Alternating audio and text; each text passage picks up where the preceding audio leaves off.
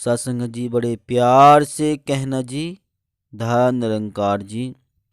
महापुरुषों, आज का विषय बहुत ही सुंदर कि खिलना इंसानियत, महकना रूहानियत कैसे जानेंगे, विस्तार से बढ़ाएंगे ज्ञान को, क्योंकि ज्ञान भी हमारा बढ़ता है तो हम अच्छे से बोल पाते हैं मंच पे, माइक पे, सत्संग में, पंडाल में। और जब बोल पाते हैं तो रहमतें भी बहुत मिलती हैं जब कहीं बोलते हैं। तो ऐसे लेते हैं माँ सुदीक्षा जी से रहमतें हम बता करके और आप सुन करके। तो दास निवेदन करता है कि वीडियो को पूरा व ध्यान से सुने। और निवेदन यही कि अगर नहीं किया अभी तक आपने चैनल को सब्सक्राइब, तो संदेश निरंकारी का चैनल को सब्सक्राइब कर दीजिए और बेल आइकन भी प्रेस कर दीजिए। महापुरुषों, इंसान से प्रेम करे और दिल से सभी की कद्र करे तो इंसानियत मुरझाई हुई न रहेगी। यह खुद ब खुद खिल उठेगी। प्रेम भी दिल से हो, अनमने मन से नहीं। प्रेम दिमाग से लाभ हानि का गुणा भाग करके करने वाली वस्तु नहीं है। यह तो खिले हुए फूल की महक जैसी है जो सबको सुगंधित करता है। कोई हाथ में फूल दे गया तो हाथ भी महक उठा और आसपास का वातावरण भी फूल खिलता है तो अनगिनत चेहरों पर मुस्कान दे जाता है। साथ संगत वह डाल से लगा हुआ है तब भी खिला है, और हाथ में है तब भी खिला हुआ है, मुस्कान बांट रहा है। हमारा मन भी खिला खिला रहे। मन की कलियों का मानवता को मुस्कान देने के लिए खिलना इंसानियत है, और रूहानी खुशी के लिए उसका महकना रूहानियत।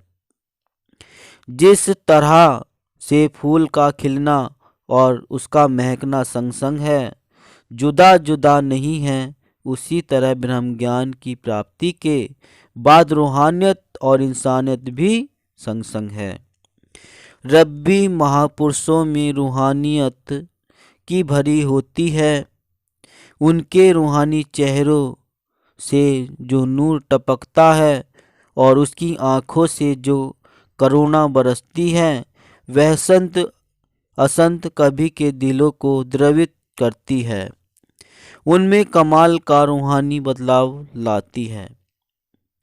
सासंगत, जब गौतम बुद्ध के सामने अजामिल आया तो शांत सौम्य करुणा से भरे हुए गौतम बुद्ध को देखकर पल भर में उसके मन की सारी कटुता मिट गई।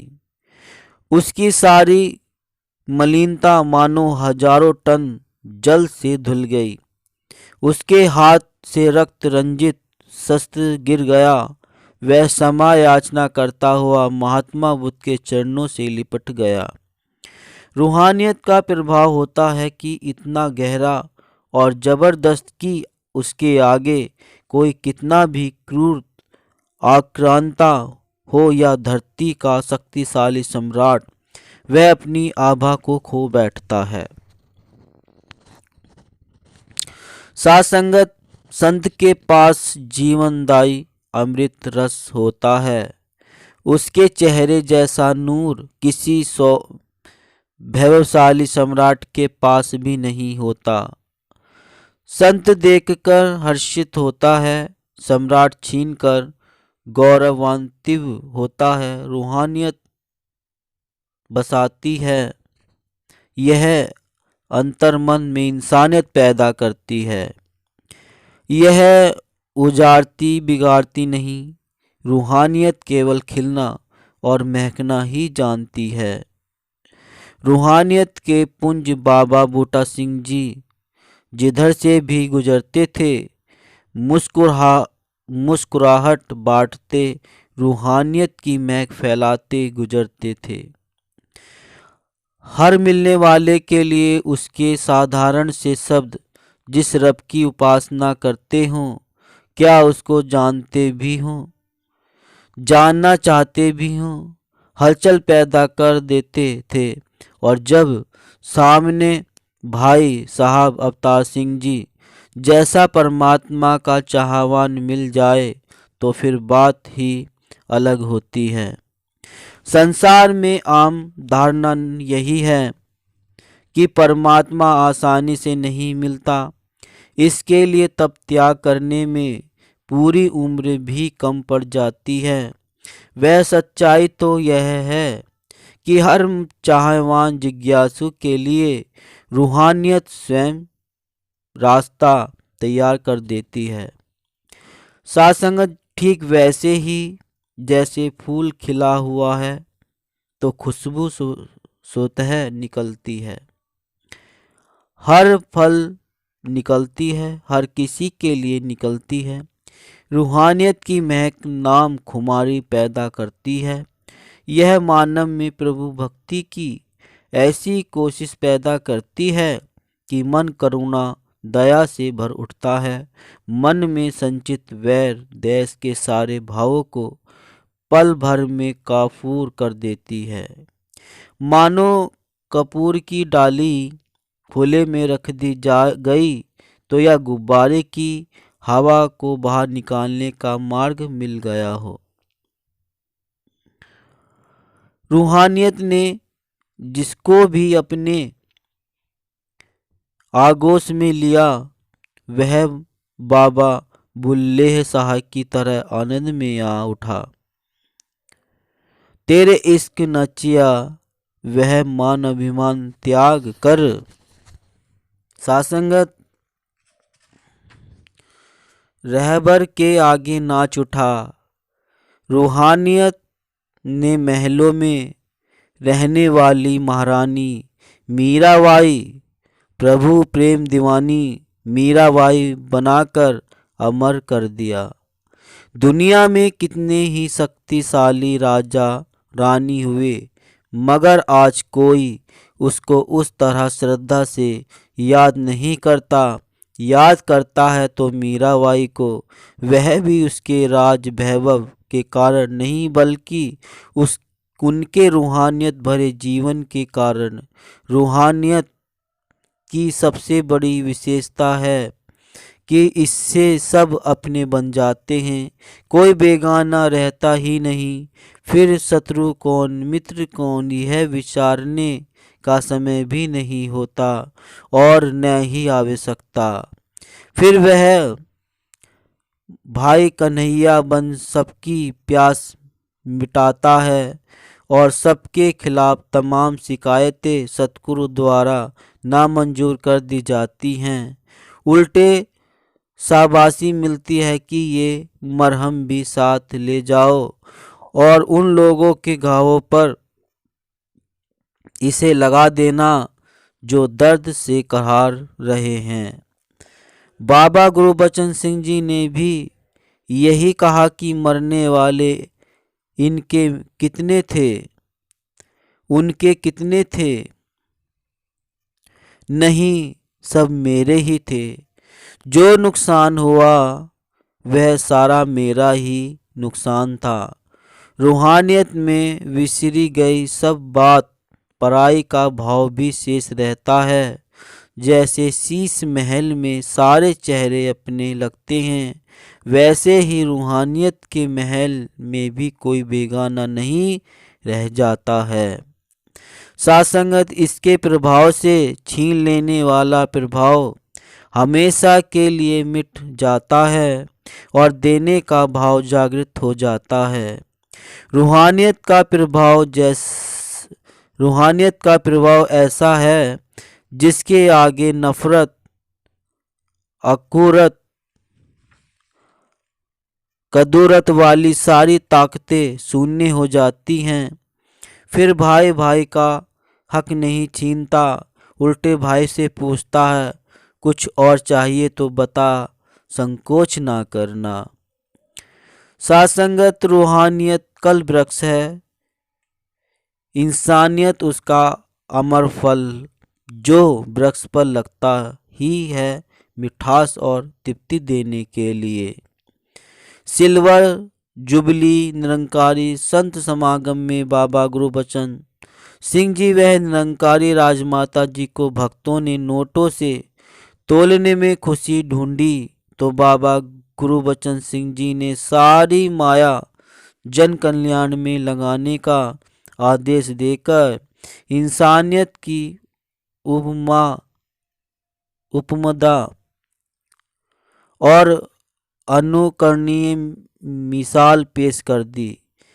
इससे जहां भक्तों के हार्दिक खुशी मिली वहीं धन को धर्मार्थ, तन को परोपकार, मन को सेवार्थ लगाकर खुशी हासिल करने की सीख भी मिली।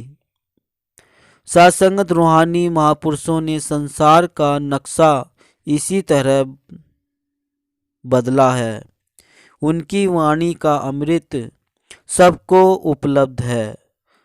संतन के मन रहत है सबके हित की बात। सत्संगत रब्बी पुरुषों द्वारा ही मैं मेरी में पड़े संसार के लोगों की इंसानियत की सच्ची सीख मिलती है।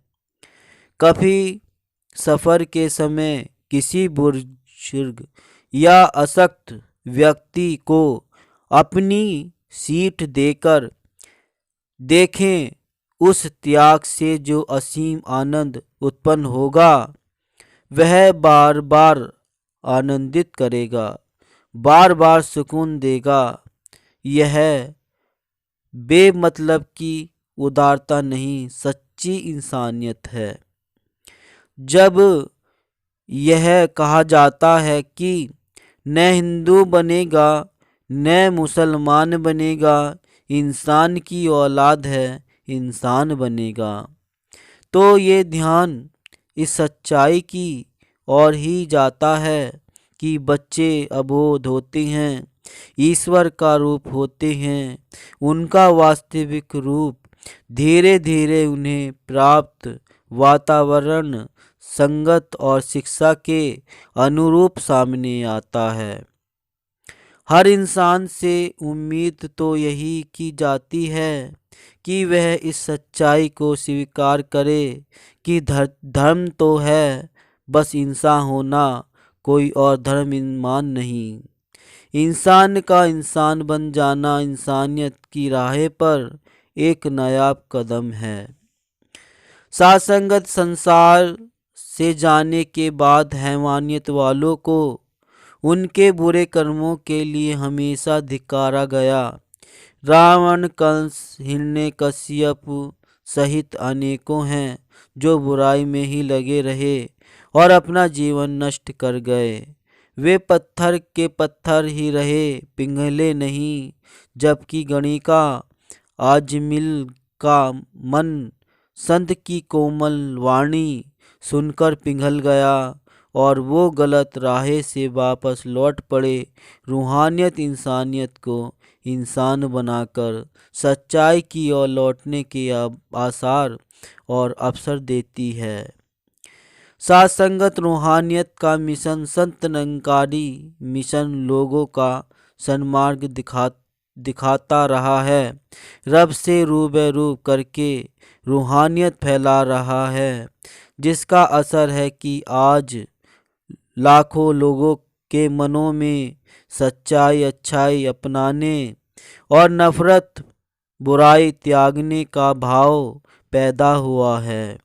यह रूहानी अभियान निरंतर चल रहा है और लोग भाषा, वेशभूषा, धर्म, संप्रदाय, देश, प्रांत की बाधाओं को पार कर इस रूहानी आंदोलन का अंग बन रहे हैं। आज आवश्यकता है कि रूहानियत और इंसानियत संग संग हो। यह ओढ़ी हुई दिखावटी व दक्षिण न हो, बल्कि यह स्वभाव मन में रच बस जाए, जीवन में ढल जाए। तभी इंसान को जीवन जीने का वास्तविक आनंद आएगा। रूहानियत की यह महक सदैव फैलती ही रहे, क्योंकि मानवता की महक जहाँ से ख़त्म अगर हो जाएगी, मानव ताकि महक जहाँ से ख़त्म अगर हो जाएगी, यह दुनिया हर देव सुहानी दुनिया न रह पाएगी। तो महापुरुषों, यह सुंदर भावना, मन की और एक विचार करने वाली बात कि रूहानियत और इंसानियत संग संग, लेकिन इसमें बात आ रही है कि खिलना इंसानियत, महकना रूहानियत। तो आइए हम बस ऐसे ही इंसानियत को महकाते रहें और रूहानियत को महकाते रहें, इंसानियत को खिलाते रहें। तो महापुरुषों दास निवेदन करा नहीं किया अभी तक चैनल को सब्सक्राइब, तो संदेश निरंकारी का चैनल को सब्सक्राइब कर दीजिए और बेल आइकन भी प्रेस कर दीजिए। संदेश निरंकार चैनल में ऐसे ही सुंदर भावना और संदेश सूचना आपको मिलती रहेगी। अपना प्यार सपोर्ट संदेश निरंकारी का चैनल को ज़रूर देते रहे। दास को भी आपके प्यार की सहारे की बहुत ज़रूरत है। तो दास है मनीष और अब इजाज़त लेता है। आपके चरणों में दास का प्यार भरा धन्य निरंकार जी।